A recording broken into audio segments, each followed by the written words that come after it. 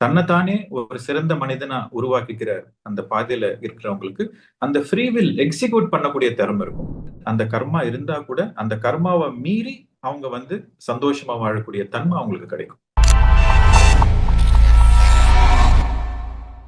நீங்க ஃபர்ஸ்ட் புரிஞ்சுக்க வேண்டியது என்னன்னா, 2 விஷயம் இருக்கு.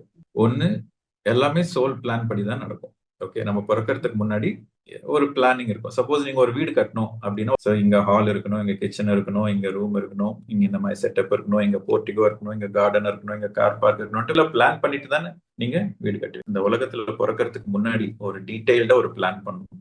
நான் எந்த மாதிரி குடும்பத்துல பொறக்கணும், எந்த மாதிரி தங்கச்சி தம்பிங்க எல்லாம் எனக்கு வேணும், எனக்கு தம்பி வேணுமா வேண்டாமா, ஓகே.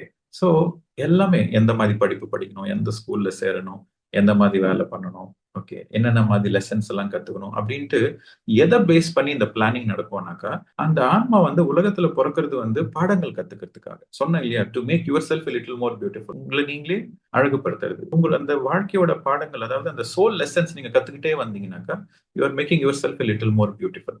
ஒரு லைஃப் டிசைன் பண்ற டைம்ல அந்த ஆன்மா நான் இந்த ஜென்மத்துல சப்போஸ் ஒரு 10 பாடங்கள் நான் கத்துக்கணும், இந்த 10 லெசன்ஸ் நான் கத்துக்கணும் அப்படின்ட்டு ஃபர்ஸ்ட் சூஸ் பண்ணிக்கும். அந்த லெசன்ஸை கத்துக்கிறதுக்கு அது தகுந்த கர்மா இருக்கும். கர்மா பனிஷ்மெண்ட் கிடையாது. கர்மா பாடங்கள் கத்துக்கிறதுக்கான ஒரு ஆப்பர்ச்சுனிட்டி.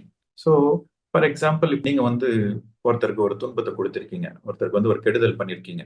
சோ அதே கெடுதல் உங்களுக்கு நடக்கிறப்போ உங்களுக்கு அதோட பாதை தெரியும். நீங்க என்ன பண்றீங்களோ அது உங்களுக்கு வரப்போ அது நீங்க அந்த பாடம் கத்துப்பீங்க. நான் இதை செய்யக்கூடாது அப்படின்றது கத்துப்பீங்க. சோ கர்மான்றது பனிஷ்மெண்ட் கிடையாது, பாடங்கள் கத்துக்கிறதுக்கான ஒரு வாய்ப்பு.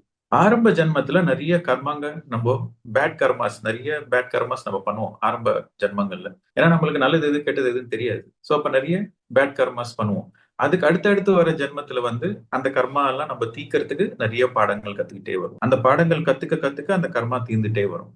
சோ இந்த சோல் டிசைன்ல இவ்வளவு கர்மா நான் இந்த ஜென்மத்துல தீக்கணும் அப்படின்ட்டு ஒரு கோட்டா இருக்கும். நம்ம டிசைட் பண்ணுவோம். இது பிராரப்த கர்மான்னு சொல்லுவாங்க. பிராரப்த கர்மானா இந்த ஜென்மத்துல இந்த பாடங்கள் நான் கத்துப்பேன், கண்டிப்பா இந்த பாடங்கள் நான் கத்துக்கணும் அப்படின்ட்டு டிசைட் பண்றப்போ அதுக்கு தகுந்த கர்மா கொஞ்சம் நம்ம கொண்டு வருவோம். இது பிராரப்த கர்மா அப்படின்னு சொல்லுவோம். சோ அதை பேஸ் பண்ணி சோல் டிசைன் இருக்கும்.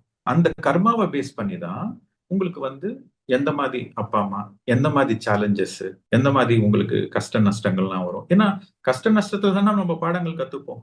இது எல்லாமே நீங்க செஞ்ச கொஞ்சம் பாசிட்டிவ் கர்மாவா எடுத்துட்டு வருவீங்க. குட் கர்மா, அதாவது நீங்க செஞ்ச நல்ல காரியங்கள் உங்களுக்கு புண்ணியமா அமையும். சோ அந்த புண்ணியத்து மூலியமா நீங்க வாழ்க்கையில அந்த சந்தோஷம்ன்றது இருக்கும். சோ சந்தோஷம், அதுக்கப்புறம் ஒரு நல்ல ஆரோக்கியம், நல்ல குடும்பம், நல்ல உத்தியோகம், இதெல்லாமே உங்களோட புண்ணியத்தை சார்ந்தது. அதே ஹெல்த் இஷ்யூஸ், உடம்பு சரியில்லை, ஹெல்த் இஷ்யூஸ், மனசு சரியில்லை, அதுக்கப்புறம் வாழ்க்கையில கஷ்டங்கள், குடும்பம் சரியா அமையாம இருக்கிறது, இதெல்லாமே உங்களோட பேட் கர்மாஸ் சேர்ந்தது. சோ ஒவ்வொரு ஜென்மத்தையும் கொஞ்சம் புண்ணியமும் கொண்டு வருவோம், கொஞ்சம் பாவத்தையும் கொண்டு வருவோம். அது தகுந்த மாதிரி லைஃப் டிசைன் நடக்கும். சோ டிசைனிங் பார்ட்ன்றது, சோல் டிசைனிங் பார்ட்ன்றது முன்னாடியே அந்த பிளானிங்ன்றது இருக்கும். இது ஃபர்ஸ்ட் பார்ட். அதுக்கப்புறம் இங்க பிறந்த பிறகு, அதாவது நான் வீடு கட்டுற எக்ஸாம்பிள் சொன்னேன் இல்லையா, பிளானிங் பண்ணுவோம். நீங்க ஒரு வீடு பிளான் பண்றீங்க, ஒரு 3 பெட்ரூம் ஹவுஸ் பிளான் பண்றீங்க, ஆரம்பிச்சிடுறீங்க, ஃபவுண்டேஷன் போட்டுட்டீங்க, அதுக்கப்புறம் சவுரங்கெல்லாம் எழுப்புறீங்க, எல்லாம் பண்றப்போ எனக்கு 2 ரூமே போறோம் அப்படின்னு நீங்க டிசைட் பண்றீங்க. சோ கன்ஸ்ட்ரக்ஷன் டைம்ல நீங்க கொஞ்சம் ஆல்ட்ரேஷன் பண்ணிடுவீங்க. எதுக்கு எனக்கு குட்டி குட்டியா 2 ரூம், அது ஒரே ரூம் ஆக்கிடலாம் அப்படின்ட்டு கொஞ்சம் பிளான மாத்துவீங்க. சோ எக்ஸிகியூஷன் டைம்ல உங்களுக்கு அங்க ஃப்ரீ வில் இருக்கும். சோ ஸ்பிரிச்சுவாலிட்டியில பாத்தீங்கன்னா 2 விஷயம் இருக்கு. டெஸ்டினின்னு சொல்லுவாங்க, தமிழ்ல விதி. விதினா டெஸ்டினி. அது உங்க சோல் பிளான்ல இருக்கும். விதி என்றது உங்களோட சோல் பிளான்ல இருக்கும். சோ அது நம்பர் 1. 2வது ஃப்ரீ வில் கூட இருக்கும். ஃப்ரீ வில் அப்படின்னா இச்சா சக்தி, அதாவது உங்களோட இஷ்டப்படி நடக்கக்கூடிய ஒரு வாய்ப்பும் இருக்கும். ஆனா எல்லா நேரத்திலையும் ஃப்ரீ வில் அப்ளை ஆகாது. ஃப்ரீ வில் அப்படின்னா உங்களுக்கு இஷ்டப்பட்ட மாதிரி மாத்திக்கக்கூடிய தன்மை அது கூட இருக்கும். உங்களுக்கு 2மே இருக்கும். ஆனா உங்களோட கர்மாவோட இன்டென்சிட்டி ரொம்ப ஜாஸ்தி இருந்துச்சுன்னு வச்சுக்கோங்க. உங்களோட கர்மாவோட அந்த இன்டென்சிட்டி ரொம்ப ஜாஸ்தி இருந்தா அங்க உங்களால அந்த ஃப்ரீ வில் யூஸ் பண்ற கெப்பாசிட்டி இருக்காது. எல்லாருக்குமே ஃப்ரீ வில் இருக்கும். இப்போ ஃப்ரீ வில்னா இருக்கும், பேப்பர்ல இருக்கும் ஃப்ரீ வில், எல்லாம் தெரிஞ்ச மாதிரி இருக்கும். ஆனா செய்கையில உங்களுக்கு சாய்ஸே இருக்காது, அனுபவிச்சுதான் ஆகணும். ஏன்னா அது இன்டென்ஸ் கர்மா. அது அதே நீங்க மெடிடேஷன் நிறைய பண்றீங்க, நிறைய சேவை பண்றீங்க அப்படின்னா அந்த ஃப்ரீ வில் எக்ஸிக்யூட் பண்ற கெப்பாசிட்டி உங்களுக்கு வரும். சோ எல்லாருக்குமே ஃப்ரீ வில் இருக்கும்.